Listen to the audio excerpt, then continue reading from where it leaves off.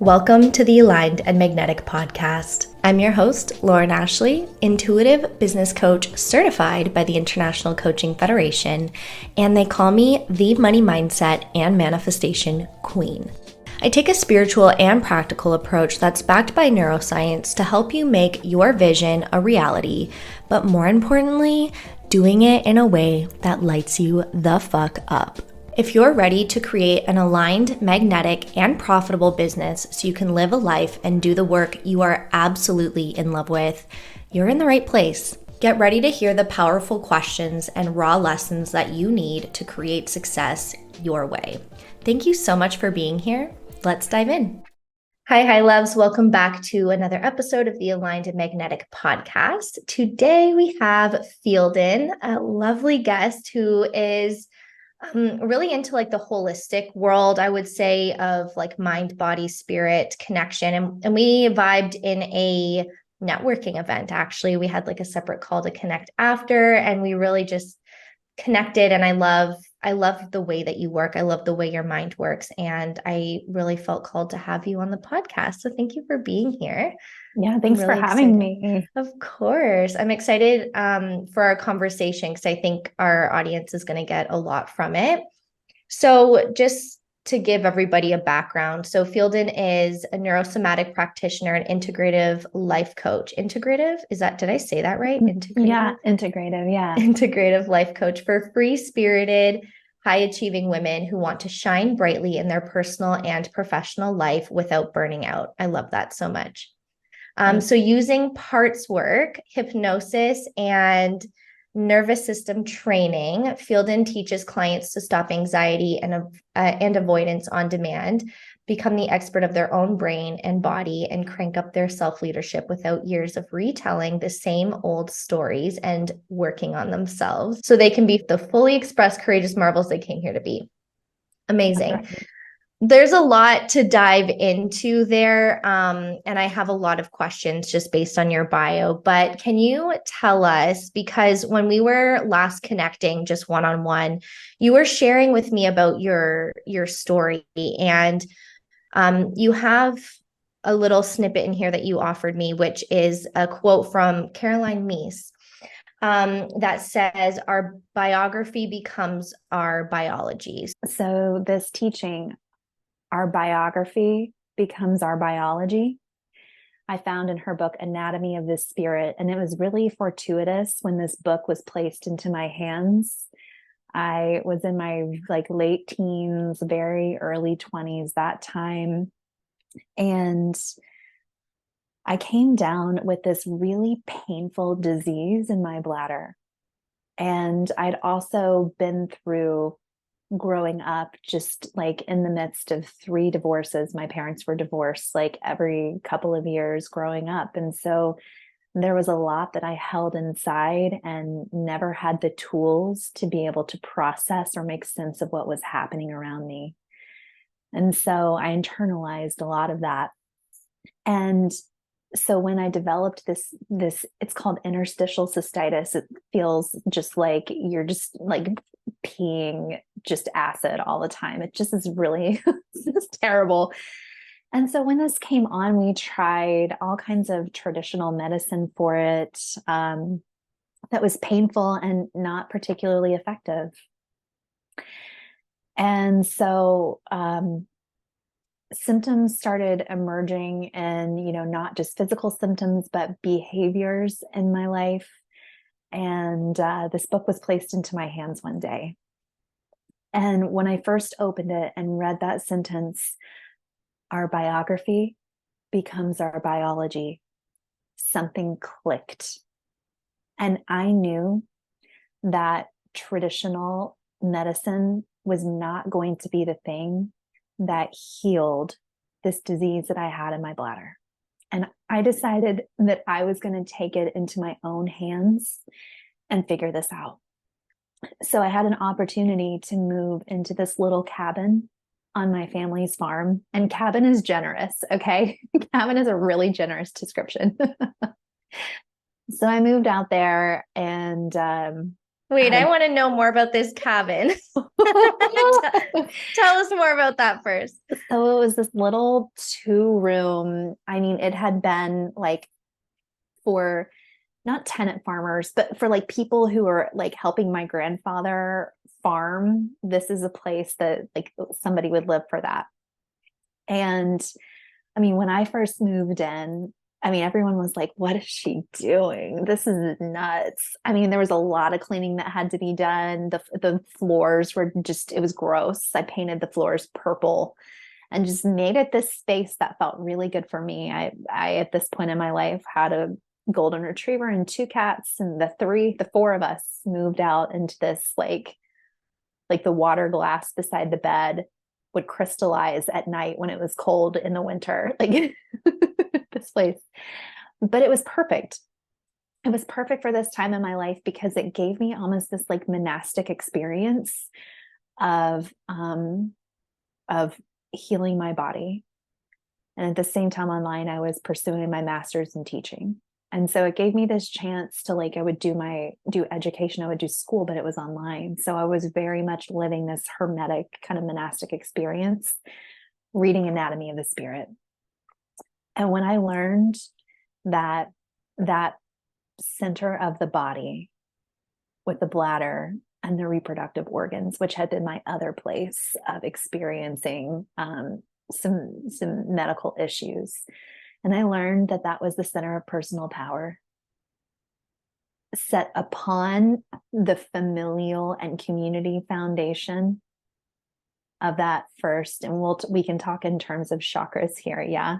When I realized that, and not only was I going to need to work on my biology, so like I had this garden and was eating a lot of leafy greens that I had grown, I also had to work on my biography. And I'm a writer, I'm a storyteller. And so I knew that I had to work on updating those stories too. So I went through a huge forgiveness process out there, and that is what healed my body. It wasn't the catheters and the injections, and it was moving out and healing my spirit. And that was my taste. That was my gateway into what was possible in the realm of holistic healing. Wow, that's such a powerful story. And I always like to look at, just how incredible. I talk about the universe a lot, and it's like amazing to me, that you had that opportunity, even though the cabin was, maybe not the most luxurious experience, but it doesn't matter what the content of it is, like the fact that you got that opportunity and it's exactly what you needed at that time.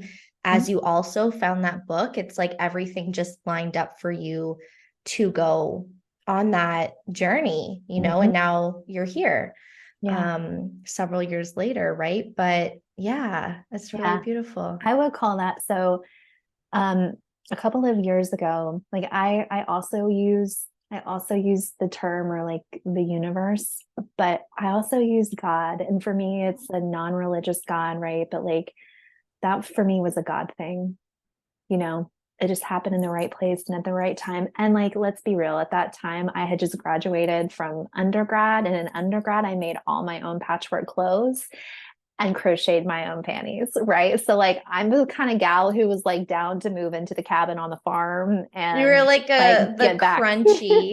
Yeah, they're talking about like the crunch. Wait, it's crunchy, right? Yeah, it's crunchy people, like that's like the new term for people like that. You're like the OG crunchy. Yeah, I was like following my favorite band to like Alaska and Radio City Music Hall and back. Like, yeah, That's definitely. awesome. That was me. That was me at the time. Yeah. That's so funny. Always been an adventurer. Was there any like familial, is that the right word? You're the English teacher, so it's great to like bounce off my words. I used to be really good at words, and then I learned French and Spanish, and now I'm like making up my own words. Love that. Was there any family influence on your crunchiness, or was that like all No, you? no, not at all. Oh my God, that's funny. Oh my gosh, no, not at all. My family, I'm from Kentucky. I'm from Lexington, Kentucky, and we're the horse and bourbon capital of the world. Okay, I get it. My family is very like I private school, like I went to private school growing up and had an opportunity to go to an all girls boarding school. My family is very traditional. They're very traditional. Wow. Kind of that like old Kentucky, really traditional drinking from like their julep cup people. Do you know what a julep cup is? No, I don't. It's like this I'll have to look it up. silver cup and you have your monogram on it, like Oh, I've kind of seen deal. I'm from those. monogram people. Okay. I thought those were like medieval times cups. Those goblets like with the stem on the bottom? Maybe. I don't know. These are little, no, That's so funny. these are, yeah, they're just they're so these funny. silver cups. Yeah. So no, I'm like came out of left field. But I'm named after my dad's first cousin, Fielden. Okay. Who's an artist in Santa Monica. Wow. And my mom has kind of like a secret, like very cool streak to her. So, but no, I was kind of came out of left field. It was your destiny to be crunchy and to go down this path. Yeah. Yeah. And I wouldn't call myself that now. Like, no, I like you don't seem crunchy now. You seem more like balanced. Yeah. But I'm definitely still, it set the foundation. Yeah.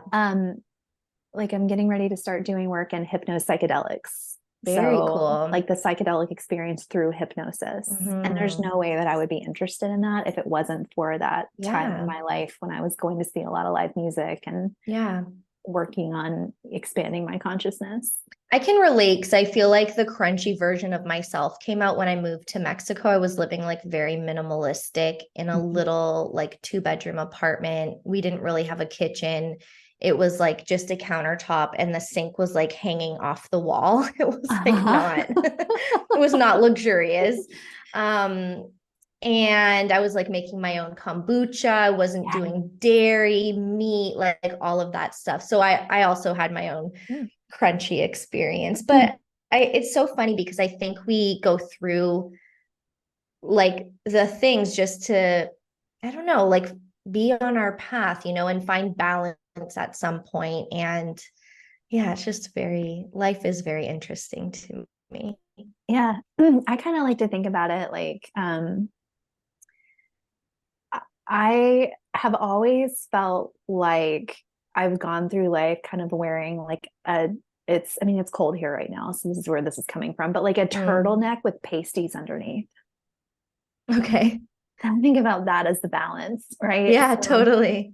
Like I I taught English at like the top private school in the state of Kentucky for years and years. And also I like to go on meditation retreats to Egypt and go meditate in the grand, the grand chamber of the Great Pyramid. You know what I mean? So it's the like, if it's boring, I just can't do it. Like I just can't I just can't make myself do it. I live on adventure. Yeah, I love that. And I can totally relate. We're very I'm a very adventurous person as well.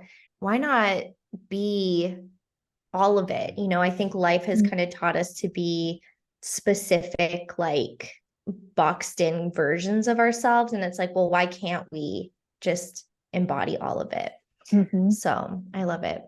So, okay, the thing that really stood out to me, because I was like, how do you pronounce this? How do I say this? And I asked you right before we started recording, parts work. Can you tell us about parts work? Because this is a new term, I think, both to myself and I think my audience as well.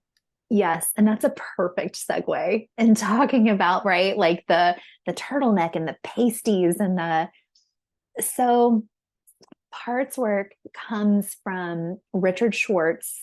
He is the founder and the creator of internal family systems therapy. And our internal family, it's all of the parts inside of us. It isn't necessarily our familial relationships, right, with the people around us. But internal family systems and parts work, it looks at there are different parts inside of us. So at the center, we have self with a capital S, self. And that is our oldest self, our truest self, That is our God self, right? Our universal self. And it has qualities like compassion and curiosity and connection. And so that's in the center of who we really are. And then we have parts that work like managers, and their job is to not have us feel these underlying parts, which are exiles or wounded parts of us, right? The parts of us that carry the imprints or the burdens of the experiences that we've been through in our lives that have caused us pain. Yeah. So we have self, we have these exile parts down here that are holding that pain. We have the managers whose job is to prevent us from feeling these exiles. And this will be things like overworking, over-preparing, perfectionism, self-criticism, things like that, inability to rest, right? And then we have these other parts called firefighters. And the firefighters swoop into the scene to save the day when the managers have broken down in some way and those exiles get activated and we feel those burdens. And so those firefighters come in with things like binging, scrolling, drinking, whatever the thing is, smoking too much weed, whatever it takes to anesthetize the triggered feelings, the burden feelings of those exiles. Okay. So in the parts work that I do, I follow Dick Schwartz's teaching, and I have his book just right here on my shelf. It's called No Bad Parts. And for anybody curious in this work, I really recommend No Bad Parts. No Bad Parts teaches that none of these parts is bad in nature. It's just that they become extreme. So, for example, when I've been led by my therapist, I've been in IFS therapy for many, many years. It's incredibly transformative because we're not sitting around. I have a real like bone to pick with sitting around in some therapist's office talking about the same shit over and over for 5 to 10 years. Like, who has time for that, right? Like, there's a place to be heard and seen, and I fully believe in therapy. It saved my life. And also, I want something that's transformative in a faster way. You know, I want a quicker change, a rapid change. And so in this parts work, to tie it back to No Bad Parts, when a part becomes overwhelmed, we can get down in, go inside the system, and we can talk to that part. And we can ask what it would like for us to know. And sometimes parts are at odds with one another. And each one of them has a message, and they'd like to be heard. And when the part is heard, all of a sudden it doesn't have to play such an extreme role. And so we can I work in images. You know, the coaching that I do is I work with the unconscious mind. So I'm not sitting around, we're not telling the same stories over and over again. But we're working with the unconscious mind. So for example, I had a client earlier today who had a part that's been very active, and the part communicates in negative thoughts, the same one over and over again. And the thought is, I'm broken. Something about me is broken. And that's like the most secret fear inside. And so I said, stop. That thought, when you have it, where is that for you? And for our listeners, when I say where is that, the mind thinks in images. And if you generate an image in your mind, if you think of thought, some kind of thought to yourself right now, you can notice that your mind projects an image somewhere around you, because our brain creates templates of where it stores thoughts and information. And so I said, where is that for you? And she pointed up to the right. And I said, can you give that thought, that part that's giving you that thought, can you give it an image or a metaphor? And she said, yeah, it's like a black cat, and it's just prowling around in circles. And I said, all right. And what does that black cat need to change? What does that black cat need so that it no longer is prowling in circles? And she said, oh, it needs a warm place to lie down, some pats, and a treat. And I said, okay, imagine, I want you to give it that treat, bowl of milk, those pats. I want you to imagine giving it to that cat. And I watched as her face relaxed and her shoulders dropped and she sat up taller and she says, yeah, that feels good. And I said, okay, now I'd like for you to be able to ask that cat to move way off to the side and give us more space to work. What would need to happen for a cat to go farther away? And she said, well, I probably would take a ball of yarn and I would knock it across the floor and that cat's going to be off working with that ball of yarn. And then we were able to come back and have more space to work. So when we can work with parts, and her revelation was, she's like, oh my gosh, I've always just thought about banishing that part or that thought to the basement. I want to send it to the basement because it's been bad. And the focus of no bad parts is that instead of banishing these parts to us of ourselves, right? And what we resist persists, right? Like that's one of the main laws of manifestation, right? And so for her to be able to say, oh my gosh, I don't have to banish it to the basement. I can give it another job or let it rest. Sometimes our parts just want to take a damn nap. Sometimes they just want to be tucked in so we can have more space.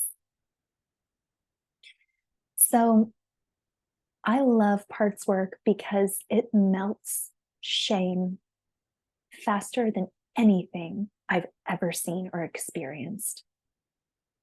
And it brings all of us back to the table where we can be whole, you know?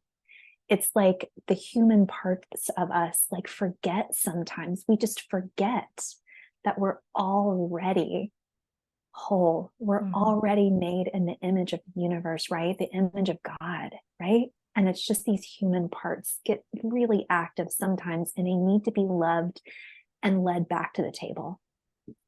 I love that. It's so interesting because I think for me, I understand this parts work as I would have differentiated it as like higher self and ego, right? Because ego tries to protect you. Sure. And I love that parts work kind of just breaks it into more of an understanding, a deeper understanding of how to work with the different parts of who you are, right? Yeah. And that's beautiful. I love that it's, you know, for perfectionists. And I think a lot of people who are listening, I also consider myself a bit of like, not necessarily that everything has to be perfect, but there's definitely a level of perfectionism there. Whether it's like, oh, what you're achieving is not enough or what you're doing is not enough. And I think all of that kind of can relate to that perfectionism label. Yeah. But if you know, maybe have a different definition, maybe we can talk about that. But yeah, I love that it's not about being perfect or a different version of yourself. Because I also think that there's things get kind of convoluted or misconstrued, if you will, in the manifestation world. And there's a lot of talk on like, well, being the next level version of you. And I think that sometimes people can confuse that with like rejecting parts of themselves, right? Or like stuffing parts of themselves down. And what you're sharing is like, well, no, accept those parts of you, nurture those parts of you.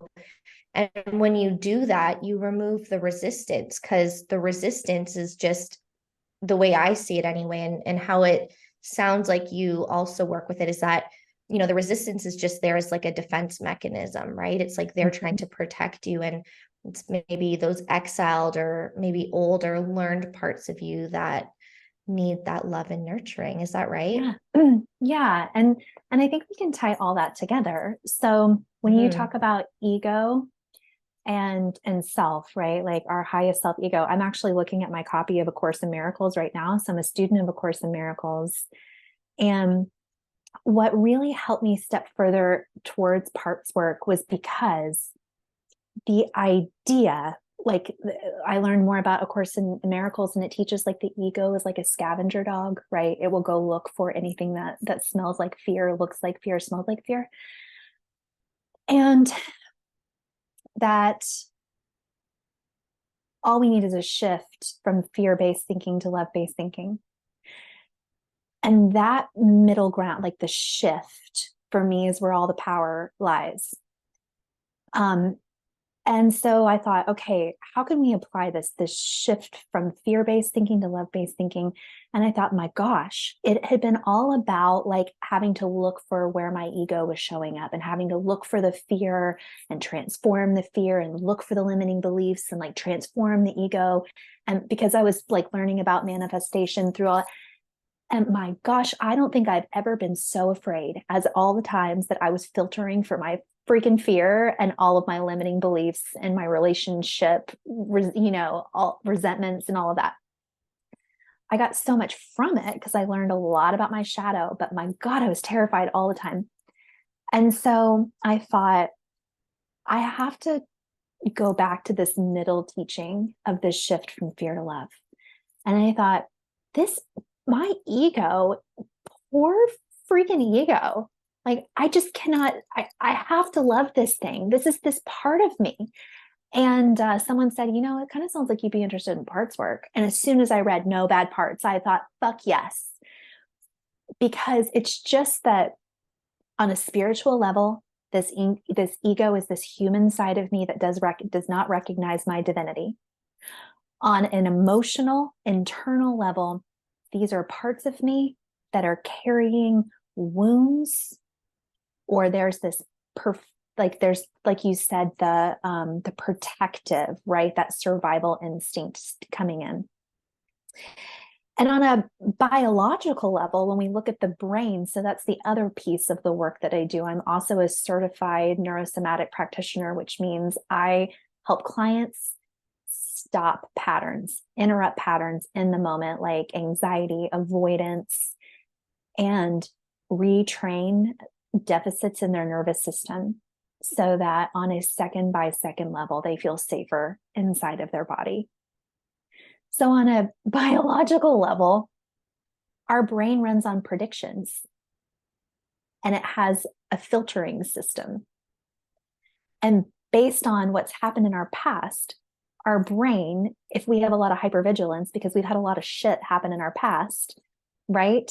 That limbic brain, that's job is to detect threat, is going to see a lot of freaking threat everywhere because that's how the filtering system is set. So it's going to predict threat because we got to survive, right? We still have cave people brains, and we need to know if there's a bear in the berry patch. And if we've encountered a bear in the berry patch, we're going to be looking for bears in the berry patch, right? We got to stay alive.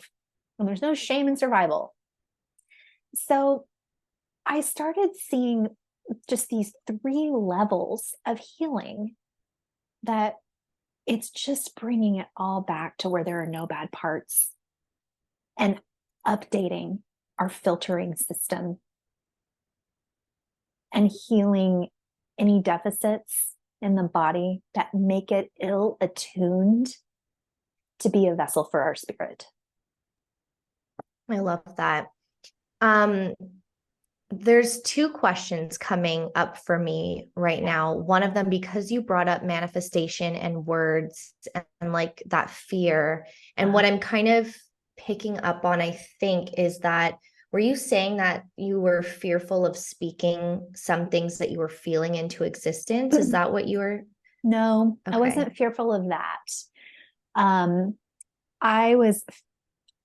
What I was looking for was, so basically, to give it some context, when I stepped away from being a full-time teacher, a full-time classroom teacher, and into my business, I already had a master's degree in teaching. I'd been teaching for forever, right? Like, I'd already been coaching. Like, I knew my shit backwards and forwards. But when it came to taking actions to increase my visibility, or it came to, my gosh, money. That's been like one of life's greatest, like I've been dragging that one around for a while, you know? I can relate. Yeah. So, especially in your own business for some reason. Oh yeah, totally. Like making money corporate, like when you're part of some sort of job, for me was very easy anyway. Like I was asking for raises, like pay me this. But then in my own business, I was like, what, me? Like getting paid for that? No. Yeah, who, me? Make me work for free. Like what? Yeah. Crazy. So that's where the fears were coming up, right? Okay, that makes sense. And so what I would do is I'd be like, okay, if anything is stopping me right now, there's a fear involved, just fear. I just have to find the fear. I have to find where my ego is being dishonest. And I have to figure out how it's misleading me. And then I get to see if that thing's not true, what else is possible. And based on these new beliefs, how can I take actions, aligned actions, right? So I can like ninja some spiritual mindset work, like quick. But what was happening is my body literally would not let me take action. And I'm saying, like, you know, I'm a former English teacher. I mean, literally, I could not do it. I could not take actions. I would, and then I'd be in bed, like hiding under the covers for the next 2 days. You know what I mean? Like being on this podcast a couple of years ago would have been like, someone stick a fork in me afterwards. I'm done. Totally. So that's what I'm talking about with the manifestation, is it's like, even if I could figure out what the plan was to take the new action, I couldn't do it. I couldn't physically do it. And so that's when I went and I was like, okay, all right, what's up? Like, I got the mindset down. Spiritual woman right here. Like, I got a good practice, some prayer, meditation. Like, I got a strong spiritual practice. But I can't take the action to bring it through, right? And to demonstrate to God that I am, or the universe, that like I am, like we're doing this together, we're co-creating. Totally. So like I knew God was gonna fucking deliver, but like I wasn't co-creating in the way that I felt like was. So that's where the fear came from. Okay, I love it. And so I'm curious because I can relate a lot to your story. And it's interesting because my story for a while, like when I was first beginning my journey and with building my business, I would come up with these like extravagant launches. I would do the mindset work and all of the things. And what's interesting is like halfway through a launch or like a live challenge or something, I would get sick.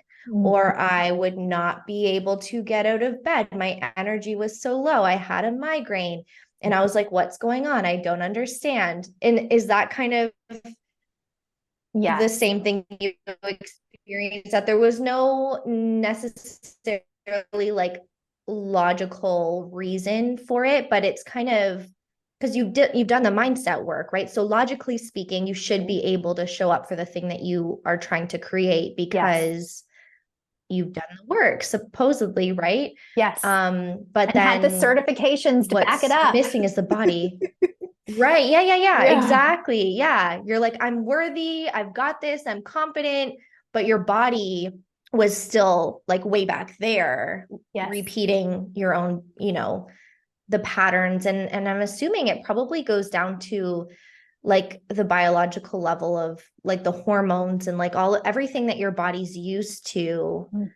I'm not a body master or anything, but I'm just based on the little information I do know about the body. That's just like what I'm picturing is going on.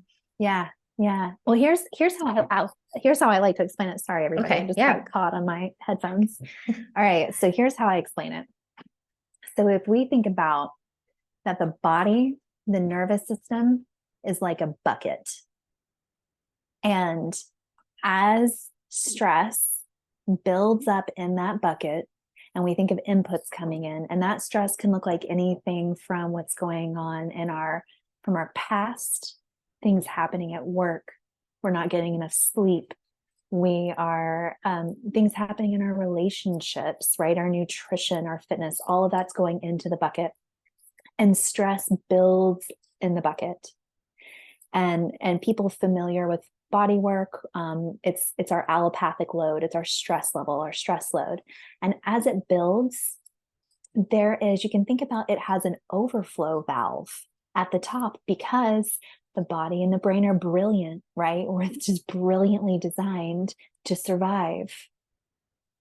And so when that level gets too high, we see what we call, at least in neurosomatics, and that's the work that I do with the applied neurology in the body.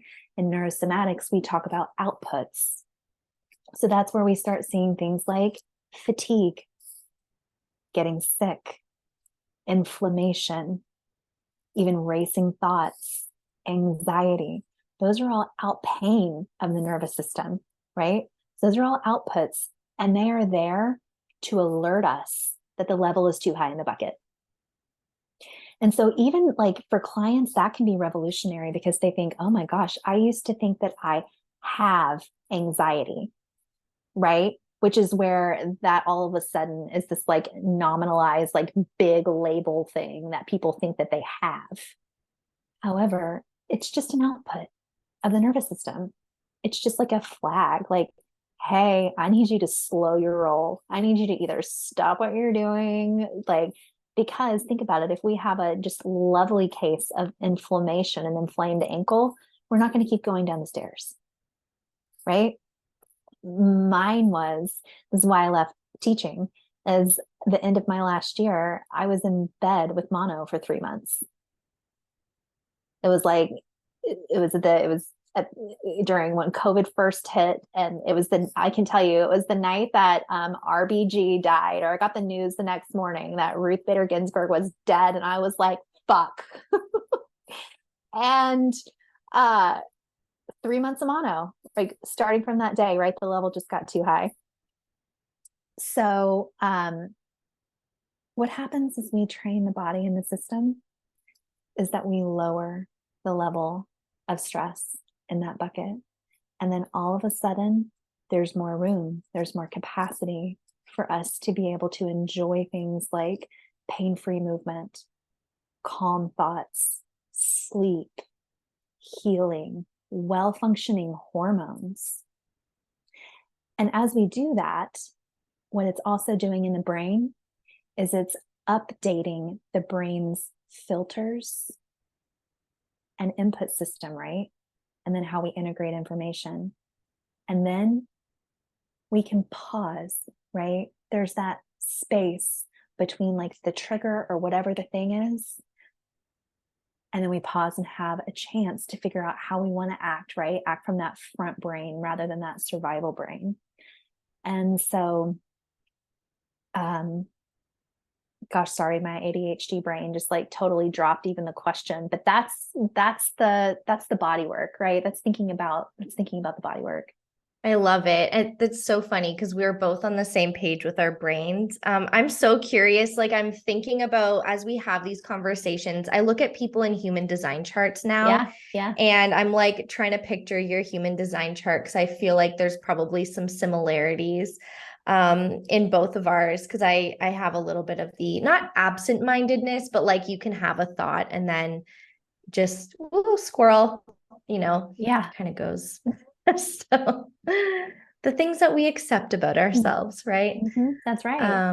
I love it. Okay, so this is moving in the most perfect direction, because when we had our one-on-one chat prior to this interview, you were telling me about a quick way to, I think it was, tune into the nervous system and calm the nervous system. Is that what it was? Yeah. Do you want to share that with us? I would love to. Yeah, this is a great tool. So,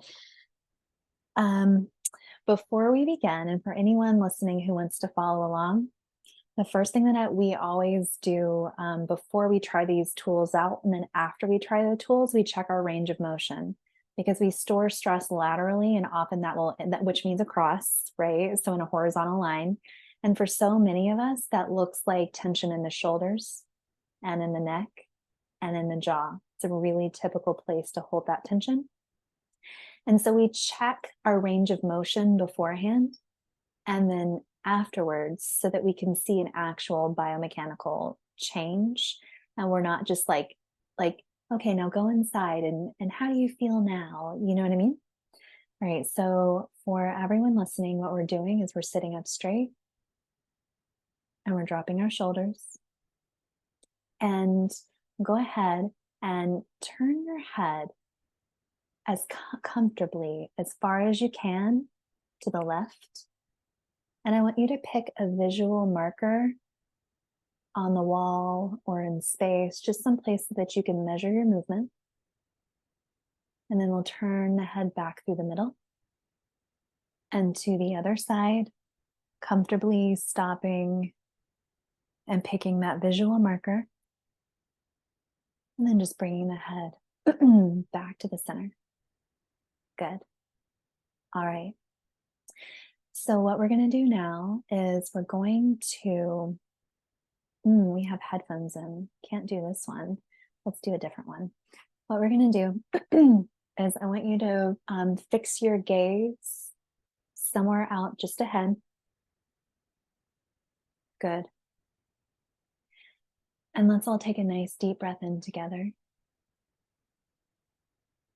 with a nice long exhale, twice as long. And as you exhale, begin softening that gaze. And another deep breath in through the nose. And as you exhale, begin to soften that gaze even more, expanding your peripheral vision, taking that nice deep breath in, and exhaling, expanding that awareness even more around you, as if you could take in all that space, even behind you. Continuing to breathe and relax that gaze and expand that focus as if you could become aware of the walls around you and softening that gaze and leaning into that peripheral vision where you could expand that awareness to even the trees outside, the roads, the buildings, continuing to breathe in and exhale twice as long, expanding your awareness to the sky above you, all that ground deep beneath your feet.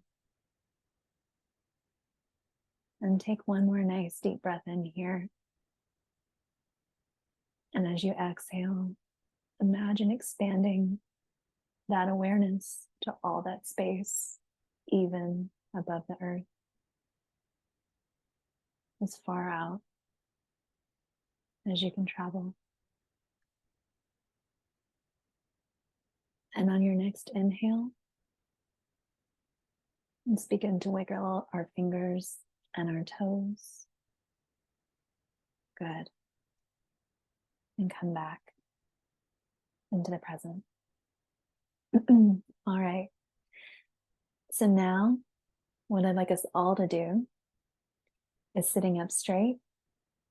Let's turn that head again as far as you can comfortably to the left and look for that original visual marker and see what you notice now. And again, turning that head back through the middle and to the right as far as is comfortable, looking for that original visual marker and seeing what you notice. And then coming back to the middle. And what are you noticing now?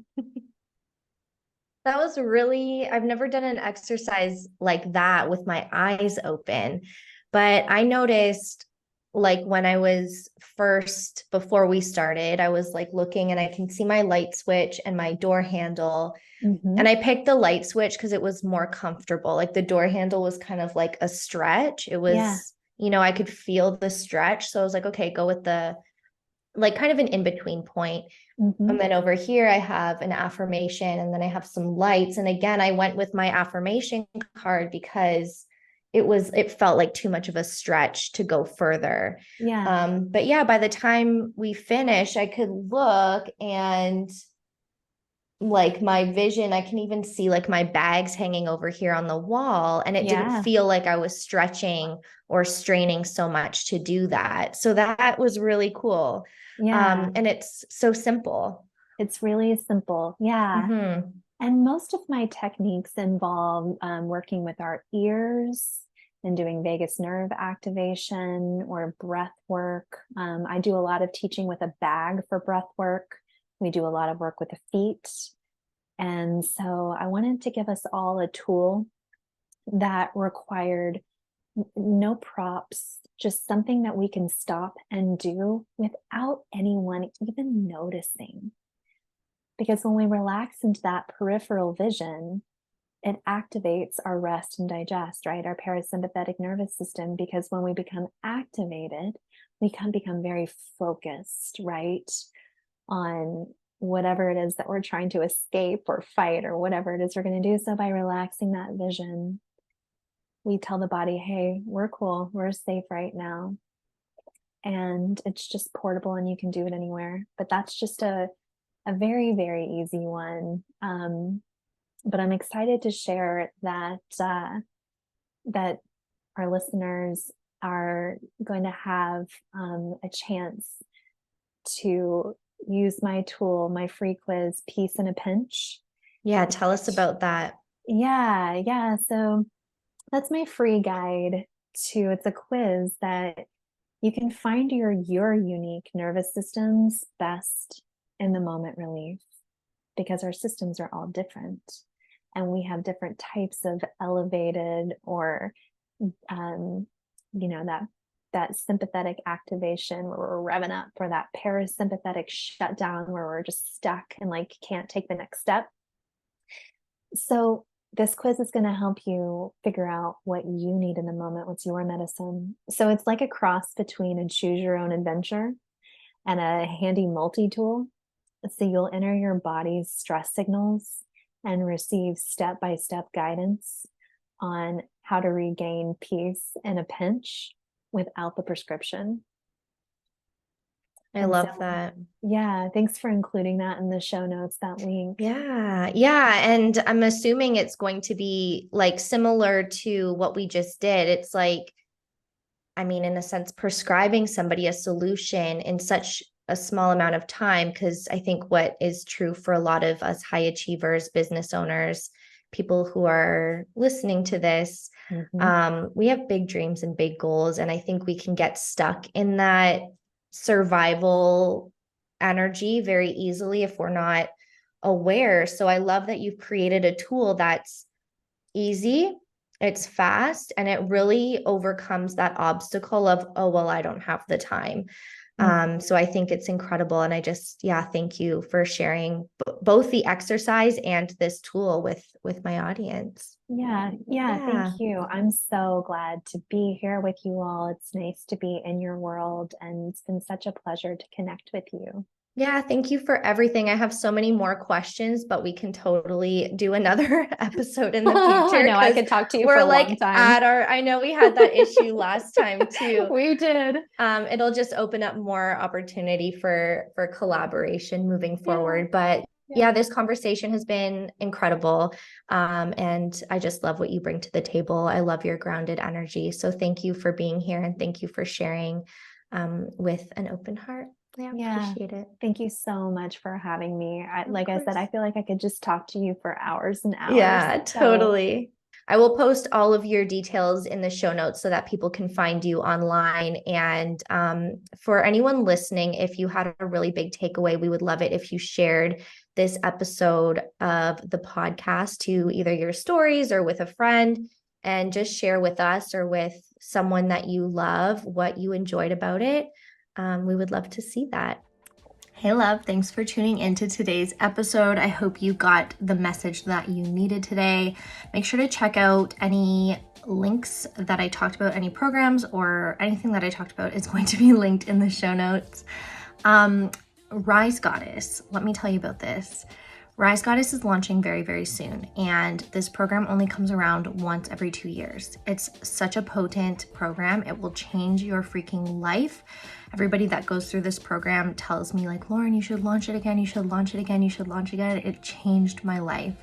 So if you are ready to step into your power, connect with your intuition, and really leverage that connection to see success in your life that is authentic to you and your desires, while also squashing any limiting beliefs that are getting in your way, see the link below, because doors will be opening soon and they're only going to be open for about 2 weeks. So you're either going to want to get on the wait list or you're going to want to sign up right away if doors are open. All right. We will see you in the next episode. Thank you so much for being here.